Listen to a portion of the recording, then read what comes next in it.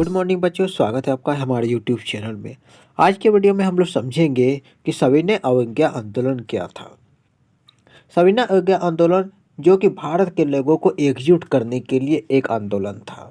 एक ऐसा आंदोलन था जो महात्मा गांधी ने ये समझ रहे थे कि अंग्रेज़ों का विरोध करना बहुत ज़रूरी है। अगर अंग्रेज़ों के कड़ी जो परेशानी कर रहे हैं भारत के लोगों को, किसानों को परेशान किया जा रहा है, लोगों को, व्यापारियों को, सही से लोगों को रहने नहीं दिया जा रहा है, और अगर इसका सही से अगर विरोध नहीं किया गया अंग्रेज़ों का, तो अंग्रेज़ हमें और मुसीबत में डाल सकते हैं।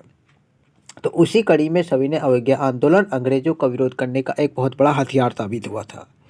1930 को शुरू हुआ ये आंदोलन 1934 में जाकर समाप्त होता है। ठीक है, 1930 दांडी यात्रा जो कि हम पढ़ते आ रहे हैं, दांडी यात्रा को इसी में सविनय अवज्ञा आंदोलन का एक हथियार के रूप में प्रस्तुत किया गया था, प्रयोग किया गया था। क्योंकि महात्मा गांधी अहिंसा के पुजारी थे, तो अहिंसा के बल पर ही बिना किसी तरह के कोई हिंसा किए ही सविनय अवज्ञा आंदोलन को महात्मा गांधी ने बड़े अच्छे से चलाया था और बड़े शांतिपूर्ण तरीके से चलाया था। तो चलिए समझते हैं आगे कि महात्मा गांधी ने ये जो सविनय अवज्ञा आंदोलन चलाया था कि क्या मकसद रहा था, उसके पीछे क्या कारण रहा था। तो पहला जो कारण रहा था वो चीज था संवैधानिक सुधारों की विफलता। 1927 में आप जानते हैं कि 1927 में क्या होता है, साइमन कमीशन भारत आया था। और साइमन कमीशन भारत आया था तो उसका मकसद था भारत के संवैधानिक सुधारों का जांच करना। लेकिन भारत के लोगों ने सविनय अवज्ञा आंदोलन के लिए क्या करते हैं कि इस साइमन कमीशन का विरोध करते हैं, क्योंकि साइमन कमीशन में जो 7 मेंबर थे, 7 मेंबर में एक भी भारतीय नहीं था। तो भारतीयों को ये चीज़ लग रहा था कि जब इस 7 मेंबर में एक भी सदस्य भारतीय नहीं है तो वो भारत के लिए अच्छे काम नहीं कर पाएंगे, भारत को अच्छे से समझ नहीं पाएंगे। यही वजह रहा कि हर जगह इसका विरोध हुआ, और विरोध के बावजूद भी उस आयोग ने अपना रिपोर्ट पेश कर दिया, और रिपोर्ट जारी करने की वजह से भारत के लोगों में असंतोष आ गया। कड़ी अंदर से एक तरीका का आग भड़क गया भारत के लोगों में। तो ये पहला कारण रहा था। दूसरा कारण रहा था लाहौर अधिवेशन, कांग्रेस का लाहौर अधिवेशन जो कि 1929 में हुआ था, जिसके तो इस अधिवेशन की अध्यक्षता जवाहरलाल नेहरू ने किया था। और इस बैठक में क्या तय हुआ था कि लाहौर अधिवेशन में ये बात तय हुआ कि हमें पूर्ण स्वराज प्रदान किया जाए। और इस बात में ये भी तय हो गया था कि हम लोग 26 जनवरी 1930 को स्वतंत्रता दिवस के रूप में मनाएंगे। ध्यान रखिए, इस बात को ध्यान रखिए, भारत आज़ाद हुआ था 1947 में। ठीक है, 1947 में आज़ाद हुआ था, लेकिन उससे 17 साल पहले ही 1930 को ही अगर भारत के कांग्रेस अधिवेशन में कांग्रेसों ने यह तय कर दिया था कि 26 जनवरी 1930 को हम लोग स्वतंत्रता दिवस मनाएंगे, ये तय कर दिया था। ठीक है, लेकिन वो सारी चीज़ें पूरा नहीं हो सके।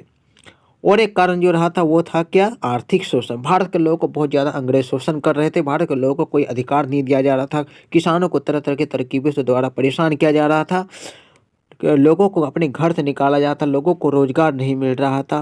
बहुत सारे तरीके थे जिसकी वजह से भारत के लोग, भारत के किसान, आम जनता, हर तरह के लोग अंग्रेजों से काफ़ी परेशान थे।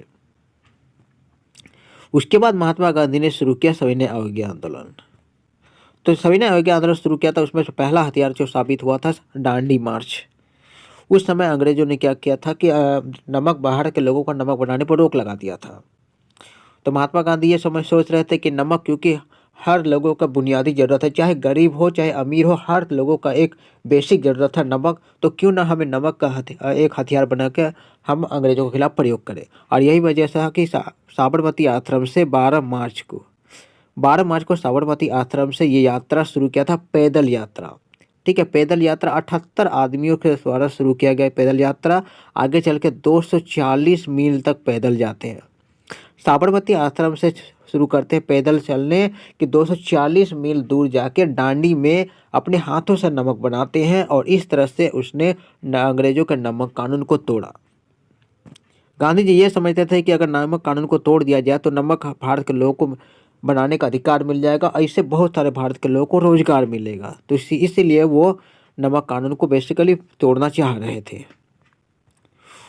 उसके बाद उसने क्या किया, क्षेत्रीय आंदोलन। ठीक है, सविनय अवज्ञा आंदोलन के साथ ही एक क्षेत्रीय आंदोलन भी शुरू हुआ था। तो इस समय क्या था कि कई क्षेत्रों, प्रमुख नेताओं और निकायों में इसमें भाग लिया।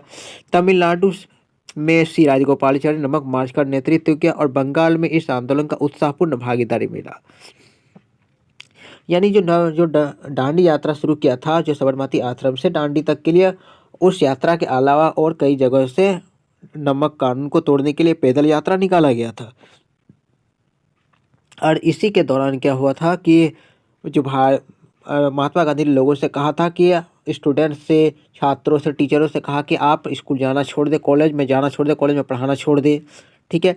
और साथ ही साथ फैक्ट्री में काम करने वाले लोगों को हड़ताल पर जाने कहा, बागान में काम करने वाले लोग हड़ताल में चले गए।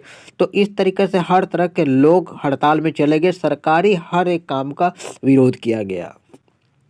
साथ ही इस आंदोलन में महिलाओं ने जोर शोर से हिस्सा लिया। इसमें सरोजिनी नायडू, कमला नेहरू और अनगिनत महिलाओं ने इस आंदोलन में भाग लिया, धरना प्रदर्शन किया। यानी कि हर तबके के लोगों का असहयोग आंदोलन में बहुत बड़ा भूमिका रहा था। ये एक तरीका से एक हथियार की तरह पेश किया गया कि अंग्रेजों को ये दिखाया गया कि भारत के लोग जब एकजुट हो जाते हैं तो अंग्रेज को क्या हालत हो जाती है। साथ ही किसान और आदिवासी भी इस आंदोलन से पीछे नहीं रहे। बिहार और उत्तर प्रदेश के किसान वर्ग ने कर देने से इनकार कर दिया। आदिवासी समुदाय भी इसमें शामिल हो गया क्योंकि वे अपने जंगलों और संसाधनों पर ब्रिटिश अतिक्रमण का विरोध कर रहे थे। सीधा सा बात यह था कि आदिवासी क्यों शामिल हो रहे थे? आदिवासी लोगों को उनके जंगलों से, उनके जमीनों से दूर किया जा रहा था, जमीन से छीन लिया जा रहा था। आदिवासी शामिल हो गए। किसान लोग का शामिल होने का वजह था कि किसानों को तरह तरह से परेशान किया जा रहा था। किसान ने क्या किया? आंदोलन के दौरान कर देने से इनकार कर दिया। सभी तरह के लोगों ने कर देने से इनकार कर दिया। तो सविनय अवज्ञा आंदोलन इस तरह का रहा और सविनय अवज्ञा आंदोलन का ब्रिटिश शासकों पर बहुत गहरा प्रभाव पड़ा क्योंकि इतनी बड़ी एकजुटता, हर वर्ग के लोग इसमें शामिल हुए, महिला, पुरुष, बच्चे, हर तरह के लोग शामिल हुए, एकजुटता दिखाई, जो कि अंग्रेजों के लिए एक बड़े ही खतरे की घंटी थी। तो अंग्रेजों का पहला जो प्रभाव रहा वो था राजनीतिक लामबंदी। इसमें भारतीय समाज के एक बड़े हिस्से को लामबंद किया, जिससे विभिन्न क्षेत्रों और वर्गों में बहुत मजबूत राजनीतिक चेतना और एकता पैदा हुई। कहने का यह मतलब है कि बड़े बड़े नेता भी इसमें शामिल हुए और नेता में एकजुटता आई। सबका मकसद ये रहा अंग्रेजों का विरोध करना। तो यानी कि एकता एक तरीका से। ब्रिटिश दमन। ब्रिटिश सरकार ने 90,000 से अधिक कार्यकर्ताओं को गिरफ्तार करके कठोर दमन किया और नागरिक अशांति व्याप्त हो गए। लेकिन इस आंदोलन में लोगों का एकजुटता तो था ही, लेकिन अंग्रेज भी कहाँ चुप रहने वाले थे। अंग्रेज लोगों ने भारत के लोगों को क्या किया? लगभग 90,000 लोगों को गिरफ्तार कर लिया और कठोर यातनाएं दी गई, बड़ी तरीके से परेशान किया गया। उसके बाद रहता वार्ता। अंग्रेजों को वार्ता के लिए मजबूर होना पड़ा, जिसके परिणाम स्वरूप गांधी इरविन समझौता 1931 में हुआ था, जिसके तहत सरकार राजनीतिक कैदियों को रिहाई पर सहमत हो गई और शांतिपूर्ण धरना देने की अनुमति दी गई। तो गांधी इरविन का समझौता 1931 में होता है। समझौता के दौरान महात्मा गांधी इरविन के सामने ये शर्त रखते हैं कि हम गोलमेज सम्मेलन में भाग लेंगे, क्योंकि इरविन ये कह रहे थे, महात्मा गांधी से रिक्वेस्ट कर रहे थे कि आप गोलमेज सम्मेलन में भाग लेने के लिए लंदन चलिए। तो महात्मा गांधी ने कहा कि हाँ ठीक है, हम गोलमेज सम्मेलन में भाग लेंगे और सविनय अवज्ञा आंदोलन को भी रोक देंगे, लेकिन इससे पहले हमारे जितने भी कैदियों को आपने गिरफ्तार किया है उसे छोड़ना पड़ेगा। तो इस तरीके से ये बात बन गया था और इरविन उस बात से सहमत भी हो गया था। लोगों को छोड़ा गया था। महात्मा गांधी ने बीच में ही असहयोग आंदोलन को रोक दिया और लंदन में गोलमेज सम्मेलन में भाग लेने के लिए गए हुए थे। तो इस आंदोलन के दौरान प्राप्त गति ने लंदन में गोलमेज सम्मेलनों के आयोजन को जन्म दिया। इनका एजेंडा भारत के संवैधानिक सुधारों पर चर्चा करना था। ये गोलमेज सम्मेलन आयोजित किया गया था लंदन में। इसका मकसद ही था भारत में किस तरीके से सुधार लाया जाएगा, कैसे लोगों के बीच जो अशांति है उसको दूर किया जाए। उसके बाद प्रभाव रहा स्वतंत्रता के लिए दृढ़ संकल्प। तत्काल स्वतंत्रता प्राप्त करने में असफलता ने भारतीय नेताओं और जनता में अधिक जोश के साथ अपनी लड़ाई जारी रखने के लिए दृढ़ संकल्प स्थापित किया। इस आंदोलन ने एक और मैसेज लोगों के बीच ये दिया कि लोग एकजुट हो जाएंगे। अगर एकजुट हो जाएंगे तो अंग्रेजों को कड़ी तरीके से दमन किया जा सकता है। लोगों के बीच राजनीतिक चेतना पैदा हुआ, लोगों के बीच जागरूकता आई। तो ये सब चीज़ इस आंदोलन के दौरान रहा था। उम्मीद है आप लोग को पूरा टॉपिक आप लोग को क्लियर समझ में आ गया होगा। अगर आप लोग को कोई कमेंट है, कोई सुझाव है तो मुझे कमेंट करके बता सकते हैं।